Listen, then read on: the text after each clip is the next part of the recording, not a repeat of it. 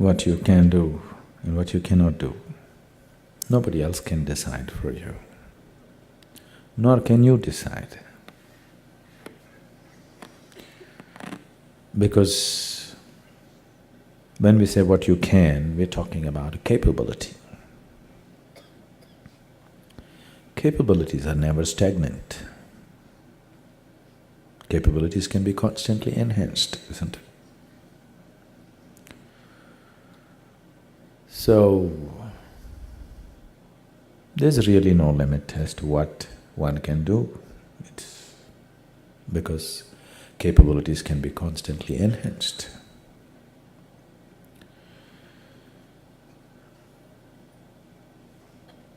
It's better to look at it in terms of am I holding myself back for concerns other than what I want? Many human beings, you have seen people who are historically known as great beings. This is all that happened to them. They were living with a limited identification, suddenly for some reason, some event broke their identities and suddenly they identified with a larger process that was happening around and they did things that they themselves could not imagine. For example, Mahatma Gandhi, a very limited man, he could not make a living. He got qualified as a lawyer. I remember what he wrote when he when he went out to fight his first case in the court in India. He says, I stood up to argue my case and my heart sank into my boots. This was his expression. And of course he lost the case. Then he decided this law is not for him. He must seek some other profession because he doesn't have the courage to stand up and speak in a courtroom. Does that sound like Mahatma Gandhi? The man just moved millions of people, just one incident. Suddenly his old identities broke. He went to South Africa to make a living. And he was doing okay as a lawyer.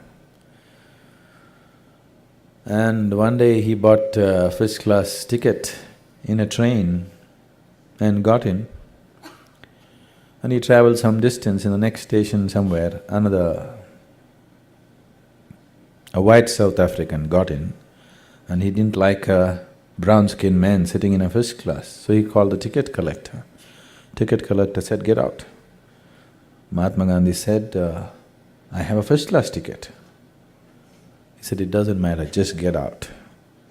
He said, "No, I have a first-class ticket, why should I get out?"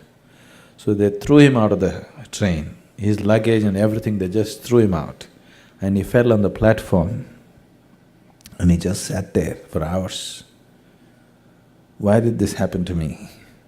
I bought a first-class ticket, why am I thrown out of a train? Suddenly he identified himself with a larger predicament of the people. Till then his survival, his law, his making money was all important. Suddenly he identified with a much larger problem that existed. And he became a colossus. Just broke that little identification and moved into a much larger identity. Probably there has never been another man on this planet who moved as many people as Mahatma Gandhi moved, with such simple ways.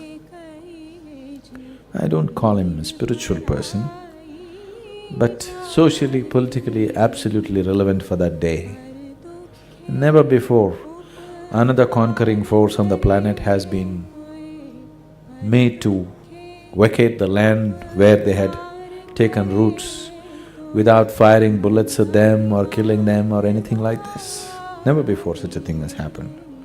People who have conquered the land have conquered at a certain price. they won't go easy. They won't go easy. But it was made to look as if they went easy. It didn't happen easy, but without fighting, without bloodshed, because the man could move people into that kind of action, but a kind of passive action.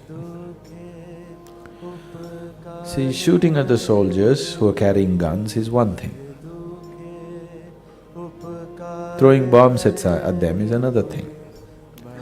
But just going there, standing on the street and willing to be beaten down on the heads with cracked skulls, you fall down, one line of people fall down, the next line of people come and give their skulls to be broken again, is a completely different kind of strength. It's not easy. It takes a very deep inner strength for a person to do that. Dying in fighting is different. You're also fighting, somebody else also is fighting with you, you get killed, that's a different thing. Without fighting, just going and getting killed is a very different thing. And that's what he managed to do. And all that happened to him was, from his small identity of himself and his family and wanting to make a living, his identity just exploded, identifying with the larger problem of the people that was there at that time.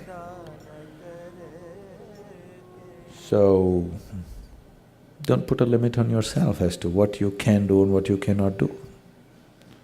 You do everything that you can do. What does not happen is what you could not do, isn't it? What did not happen is what you could not do, isn't it? But you did everything possible, everything that you can imagine. Still some things didn't happen. Those are things you cannot do.